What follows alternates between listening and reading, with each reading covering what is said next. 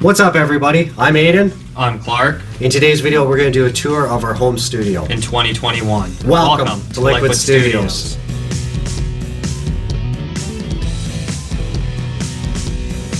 This room here originally started as just like a small little practice room for our band, and we wanted to be able to record and get some decent tracks in it. So we originally had it set up with a bunch of guitar amps and bass amps and stuff, and we were just kind of miking them up at band practice and trying to get the best sound that we could. And we found like it sounded good, but there was definitely too much noise and everything in all the tracks. There was a lot of bleed coming from everything. We actually eventually moved the guitar amps out of the room over into our room to kind of isolate them beside this room and mic them up there and keep them down a bit quieter, and that's when we started moving to in-ears instead of using giant speakers in the room for everything. Yeah, our reasoning behind that, well, there are a couple reasons, was to get rid of bleed in the room here.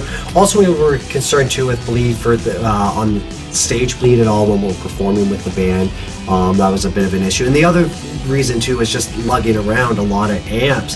If we can kind of get rid of big heavy amps and go to an in-ear system where we don't need that stuff, it's just less stuff we have to take, less stuff we have to worry about, which was another big plus to us. So then that led us into looking more for getting some smaller stuff to use in the studio. So we'll talk about more of the guitar and bass gear, I guess, first. With that, we decided to look for a modeler for the guitar, and I originally picked up the Moore GE300, which for the price was a great little unit, but it didn't have quite the flexibility that I really wanted, and it especially because I couldn't plug two guitars in and use two different amps at once.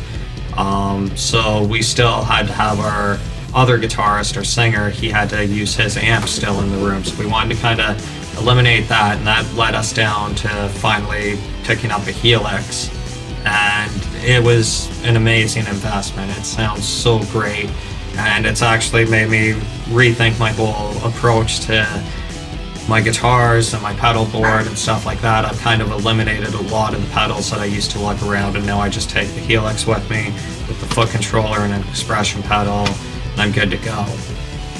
And with me, I went from carrying around big bass rigs, had so many over the years. The biggest was probably an old Trace GX12 or 1200 or something. That thing was a monster.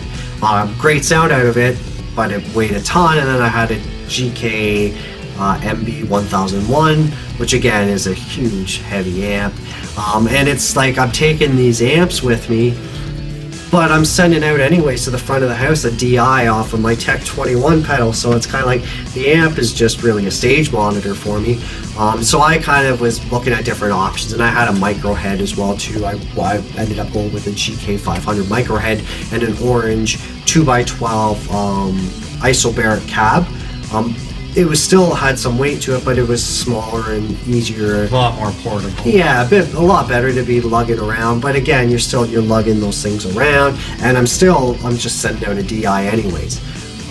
So I ended up switching from the Tech 21 VT to Dark Glass a few years back, when I was just very impressed with the sound and the tone that you get out of those. I know it's more for kind of like high gain and heavy metal stuff, but just the way that those pedals react and kind of the bite you get in the high mids out of them is great for any type of rock, I find, and they work great for my setup. So yeah, I started using those pedals, and what I do here is actually I use a Boss line selector in LS2, and I split my bass off so I can send two different feeds.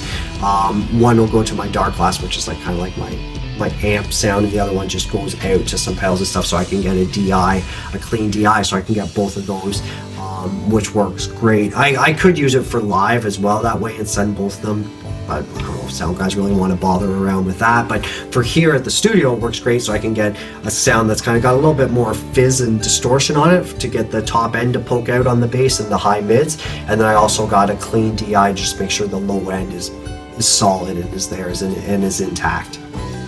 The main part of our home setup definitely is our audio interface. So we've been through a few over the years. We had a Focusrite Scarlett 18i20.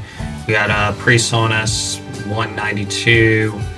an RME at one point, and the RME was great. I have to say, it was one of the best audio interface we've used. If you're running Windows, like if you're on a PC and running Windows, RME is probably is a company you should really look at. Their stuff works great on Windows. They support it they constantly support their drivers and update them. It's definitely a lot more pricey than the other ones, but you get that quality. That's what you're paying for if you go with one of their devices. Finally, we ended up settling though on a Motu 16A because we have a bunch of different preamps already in our system in 500 series and rack mount gear that we didn't really need an interface with mic pre, so we went with the 16A, which just has 16 analog inputs and outputs, and then it has ADAC connectivity.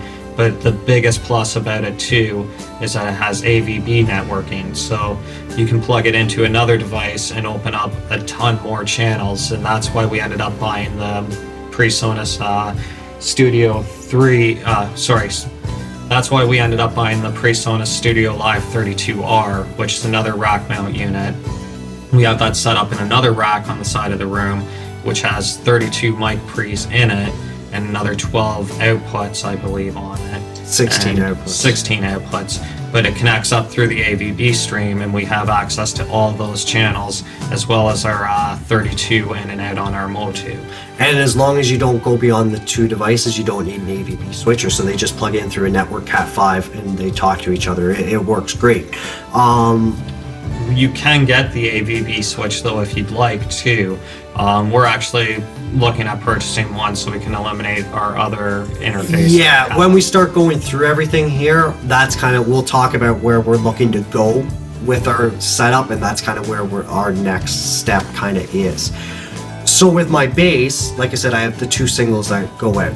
Both of those, they run into Golden Age 19-inch rack GP73 pre's. We're big fans of the Golden Age stuff. We really like the sound of it. Ever since we first heard it, we've tried a ton of preamps, and they're ones that have definitely stuck around.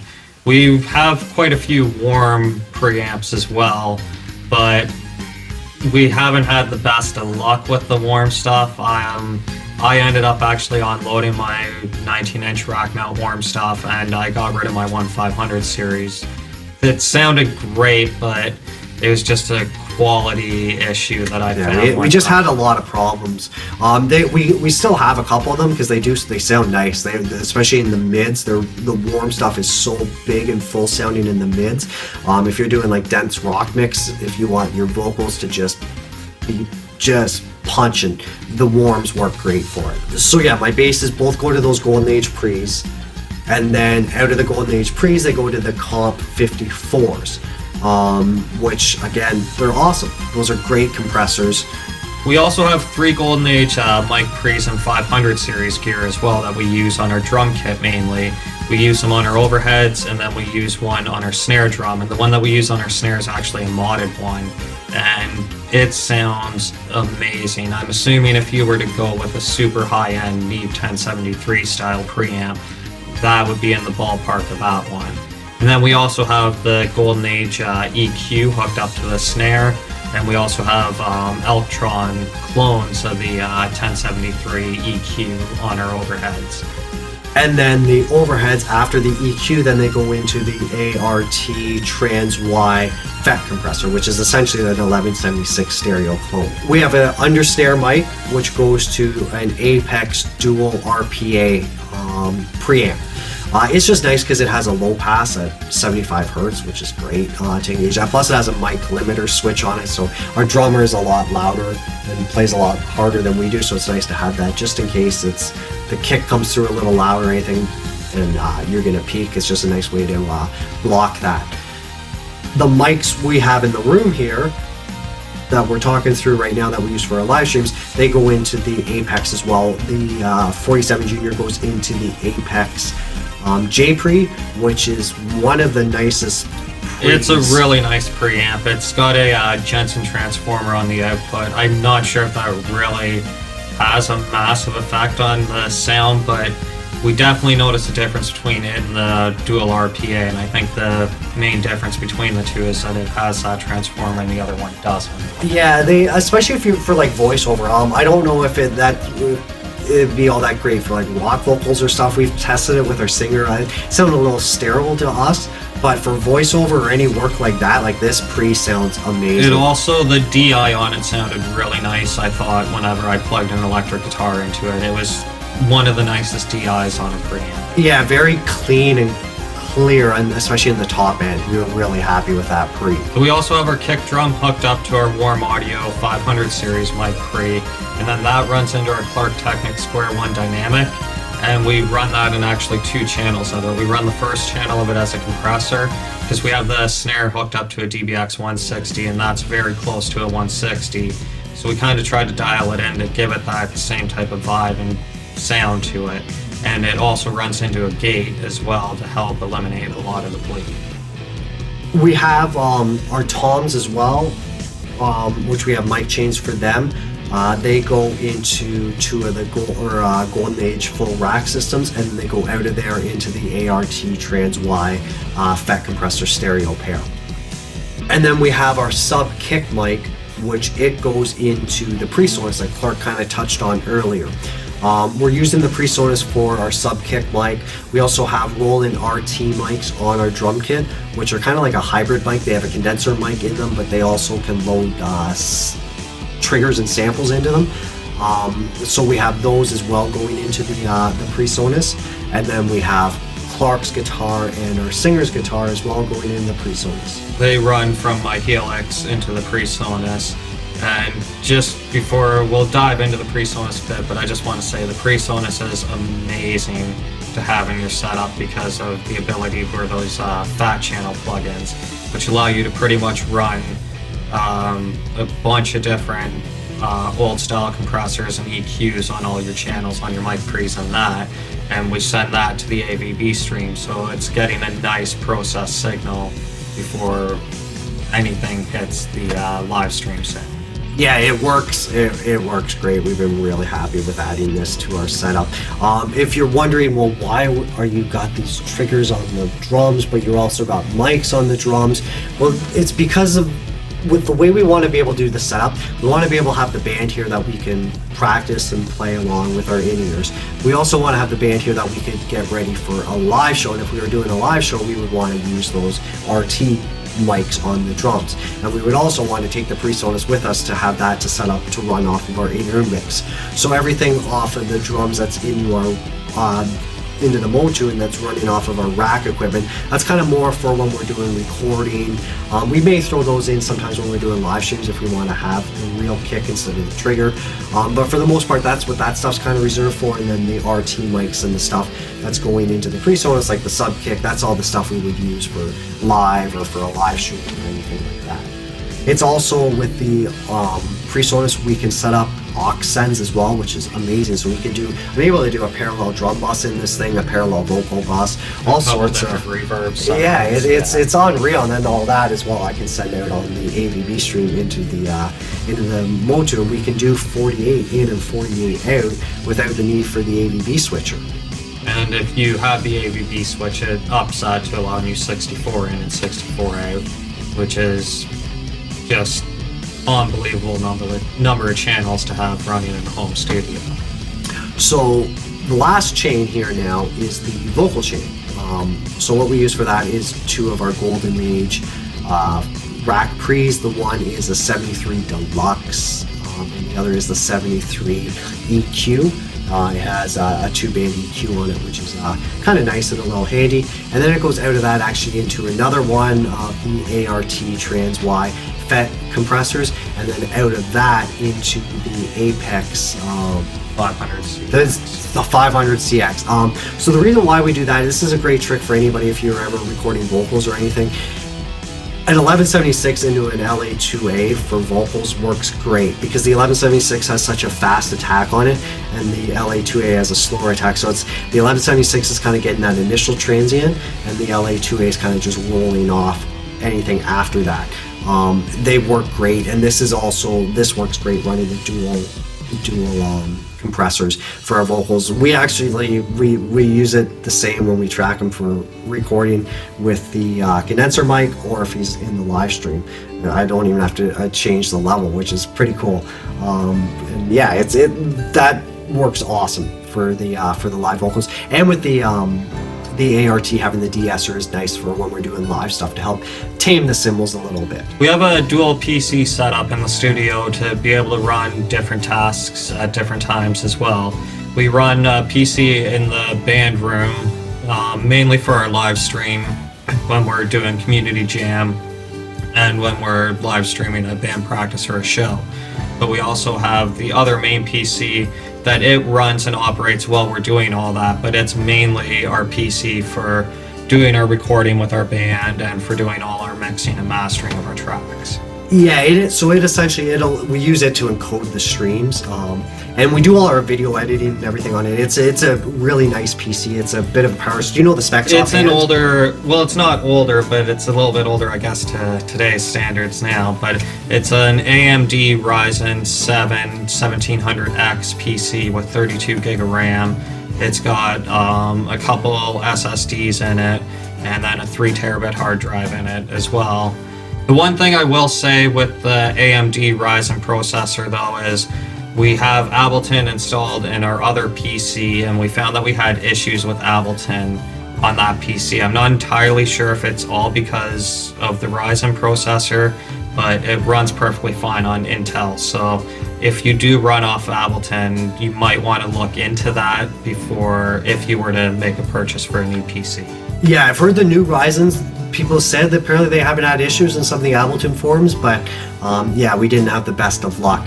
So that PC, our main one that we do the encoding and all our video editing and everything on, that's the one that obviously we stream on. And we've been testing, actually, we're able to, with that PC, we're able to hook up, actually now we've been able to add another one, so we can run 4 capture cards on it, which is amazing. So we can have 4 cameras or video sources going to that when we're doing the live stream. So the idea is we wanted to best utilize our space and everything. So when I bring the camera around this way and kind of show it of what our view is, you're going to kind of see. So we're able to send 4 sources, but we want to be able to set up so we could do a live stream with the band and have set up, but we also want to be able to live stream with Community Jam. So a lot of spots will have 2 cameras set up. One's kind of set up for if we were doing a band, the other one's set up for the Community Jam, and all I have to do is just move the HDMI that's into each one, and everything's all good to go. The sources are all set up in OBS, so it works really well doing that. As well too, I've messed around a little bit with streaming on DLive some games and stuff, so all those capture cards I can use HDMIs as well and have cameras set up in the living room and stream games and stuff and still utilize everything the exact same by just using a different cable and plugging it in, which works great. We have on that PC, we're running Cakewalk, which we use for all of our audio and everything. On this PC that we use when we do the live streams, as Clark said, we use Ableton. The reason why is because we wanted to be able to do a live stream, but our whole thinking at first was we want to be able to play live here and come up with stuff, come up with ideas and songs, and we wanted to have a quick and easy workflow, so we found Ableton was the best kind of approach with that, especially with the push to controller. We find that thing works great because you can really quickly just kind of come up with some basic melodies and ideas, and you can really quickly do a few background drums and stuff. We have it set up that we can play live drums in the live stream, but we find we end up using a lot of stuff more so just right there on the push, and then we do the guitar and the bass live, but it just gets the creative process flowing so much faster with the workflow on it. I find Cakewalk, the workflow slows you down a little bit. You're not really focusing so much on the creativity when you're setting up to record on it, and that's why we wanted to have Ableton for Community Jam. Yeah, it's more like essentially Cakewalk is just a typical DAW, where Ableton's more for DJs, which is kind of what we were looking to do. Like Clark said, we can record the drums in real time and set it to how many measures of a bar we want to record, and if you don't like it, delete it quickly and retrack it until you get the one you like, and yeah, it works awesome. We originally started our first interface or recording piece of gear was one of those old Yamaha AW1600G. It was like a 16-track recorder. I think it had 8 inputs or something into it on the top, and it had a hard drive in it, and you would do all your editing and everything right in this, and you could burn a disc. That was the first thing we had, and that's kind of how we wrote a lot of the songs we started with, is we would just work on them together into that, both of our inputs, and play them and record and work everything out. So that was kind of our thinking, like, well, how could we kind of set up a system like that here and be able to do it in a live stream? And that's kind of what we've been chasing after, getting this all set up and finalized, and we're at a good spot now, kind of where everything is, we're pretty much almost set now for the most part. So as you can see from the camera, when we turn it around, we have kind of lights set up in different spots here for us, and you're going to see the monitors. We have monitors kind of positioned at different spots. So the one monitor obviously is for this computer, but again, the idea of being able to dual purpose everything. So this PC has 2 outputs, so we have 2 monitors set up. But the nice thing is I also ran a cable from my main PC into this monitor, so when we're doing community jam or anything, we can be working off of the computer with one monitor, and the other one is getting the feed from that computer, which we can have, YouTube up for the chat or whatever we want. And I also have a small computer monitor here, which goes off of a splitter, so it's getting a second feed as well, so I can have OBS in that one and YouTube. On this one, I can see everything nicely, and it's all right here. I have a similar system set up for when I live stream any games or anything. I have another TV on the wall the opposite side, so I can just kind of bring that around, and depending on which one I want to use, I just plug the HDMI source in to the computer. So again, it's all kind of dual purposing to be able to have multiple uses. We wanted to be able to set up multiple sets off of the one PC, but still be able to have it look nice and sound decent. So a big pet peeve of mine is bad cabling. Oh, you're a Nazi. I was the guy with controllers. It's like, wrap that cable around, leave yourself some slack. It would drive me nuts. People would pull their controllers, and it'd just be a rat's nest. And you see it with a lot of bands too. They'll go to set up for a show and they'll pull this bag out. It's just all these cables. Like, what are you doing? So, especially when we were kind of in the middle of setting all this up, and we were in between doing the band and doing the community jam, there was a lot of teardown and swapping stuff around. It was brutal, and then you'd be changing levels and stuff. It was a nightmare. So we wanted ways we could kind of have everything set and not have to mess with it too much. So we have a patch bay there, so we can quickly patch things in and out if we need be. And then also what we did is we bought this tubing from Home Depot, and that's what we use to run all our cable and everything through. I'll show too on the in the main room as well. I have some tubing run as well, to kind of hide some cables that are coming from the computer, and I have some cables as well too that are all kind of mounted into the ceiling as well, to kind of get them out of the way. So all the cables run through the tubing. Clark's Lash, you guys are gonna love this when you see it. It looks insane, but everything's clean and it's nice, so there's nothing in the way. You're not gonna trip on any cables. Everything's out of the way. It's amazing here. Like, if you look when I show the shot here, like, we have everything mic'd up. You're talking like you're trying to defend yourself. Come on, get it, like. But no, in all seriousness, when you do look here though, everything's wired up, and it's pretty amazing. Like, you don't see hardly any cables, but everything's all ran and nice, and it's clean. And that's just kind of, I didn't want anything in the way, and especially when we're in here, if we're unhooking stuff to take for a band and showing them we gotta come back and hook it up, I want everything easily identifiable. I have all the cables marked with electrical tape to color code everything. Everything's organized and out of the way. It's just a big part for, especially for like Clark was talking earlier about creativity. I want us to be able to walk in here, turn the stuff on, and you can sit down and you can start tracking your guitar. You can start tracking your bass. You can start tracking drums. You don't have to hook anything up. You don't have to mess around. You don't have to muck around, check lines. Everything is always hooked up and ready, and it's all patched in. What's another great thing about the Motu with the interface on the computer. We can switch between a community jam setting and a live band setting. So everything's always set. We just switch over to the other presets, and then everything's routed and away we go. The final part we're going to talk about in our studio is our final 2-bus chain that we run everything through when we're mastering, and we send things out when we do a live stream of the band playing as well through it. They're probably the 2 nicest pieces of gear that we have in the studio, especially in my opinion, I would say so. We run the signal out through our ADAT into an Apex I think it's 124A or something like that, and it's just a small D-sub output for 8 channels.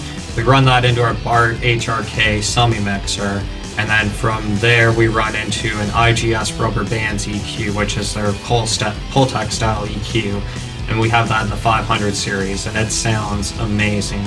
We used to have a set of Clark Technic Pultec EQs, and we were really happy with those. They did sound great, but this one definitely, you notice that step up when you go to this guy from those. Yeah, the Clark Technics, like, I think a lot of it was our bus compressor that really kind of gave a lot of the sound. Well, that's the second piece we were going to talk about. So the Clark Technics were decent, but our 2-bus compressor is fantastic. So I think it was kind of doing the heavy lifting with the Clark Technics, because yeah, a lot of people kind of, they haven't been all that happy with them. But if you're looking for an inexpensive pair of Pultec they sounded great, I thought, for what we initially had them for. And for the price that you pay for them, I preferred them to a lot of the different plugins that we have using them. And maybe it's just the part of the aesthetic of actually having the physical knobs and stuff and being able to move them and all that, but you definitely noticed a massive difference when you engage them and disengage them. It was, to me, the first time hearing them, it was like hearing like a blanket come off of your speakers for when you were mixing your final 2-bus. But the rubber bands on its own, just right away when you turn that thing on, it's amazing how great it sounds, even without the 2-bus compressor running, which that's the second piece of gear in our studio. And we originally did have an SSL G-bus compressor in 500 series, and it sounded phenomenal. But we ended up selling that guy, and we got the Wes Audio Dion, which is a clone of the SSL 500, but it has a lot of really cool features that the other one didn't have. The new SSLs have side chaining. You can do certain high passes and stuff on it, but this one has a lot more control over that. And it's really cool with the functionality of having an A/B, so you can set up 2 different bus compressors. So we have one set up for the band when we're playing, and then we have one set up for mastering that we like to use too. Yeah, I've probably said it 4 times now, but again, dual purpose. It was the idea of being able to use it for multiple functions and just quickly being able to switch between those functions without having to recheck everything all the time. And it's really cool with the THD switch too, because it adds a little bit of like harmonic distortion and stuff. So you can get like a low level of that or really increase it, which is kind of like turning transformers on your compressor, which is a really cool feature to have as well. Another really nice feature of this guy is that it plugs in with USB, so then you can run software on your computer. You can actually route the compressor if you wanted to make subtle movements or changes at all at any point in a song. You can map that to your song in your DAW, and the compressor will do all of that for you, and you can save a ton of different presets, so you can have instant recall of any song that you've mastered or any type of compression that you want. With the outputs of the Motu, what we're using for our in-ears, so 4 outputs for all of us go to, we have a headphone amp, and then those go out into our in-ear systems. I'm using a Sennheiser, and Clark, you're using a... I'm just using a cheaper one that I bought off of Amazon. I need to double check the name on it here. I'm using the Tuga IEM 1200.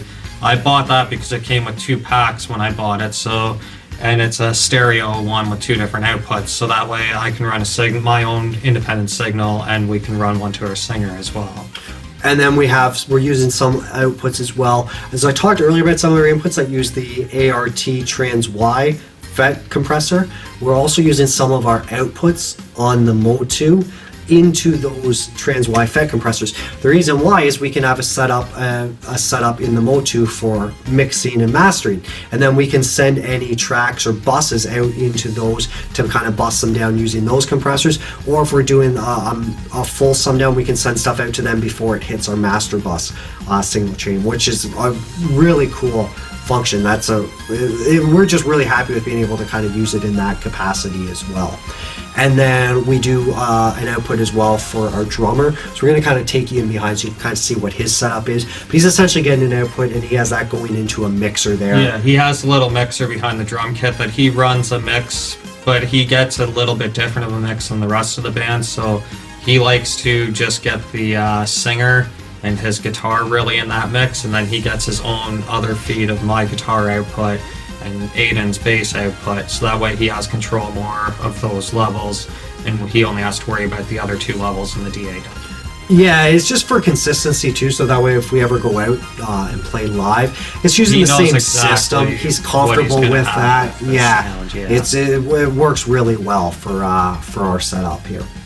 Thanks everybody for checking out our video. If you liked it, Please like, subscribe, comment, and hit the notification bell to stay up to date on our latest videos. you can connect with us on social media, Instagram, Twitter, and Facebook. We also host a live stream every Monday and Thursday night at 7 p.m. Eastern Standard Time, right here on YouTube. All the songs we create are released on all the major distributors, Spotify, iTunes, Amazon, and YouTube Music. We use DistroKid to release our content. Anybody who's not a member, there's an affiliate link below. You can sign up and save yourself 7%. Thanks for watching.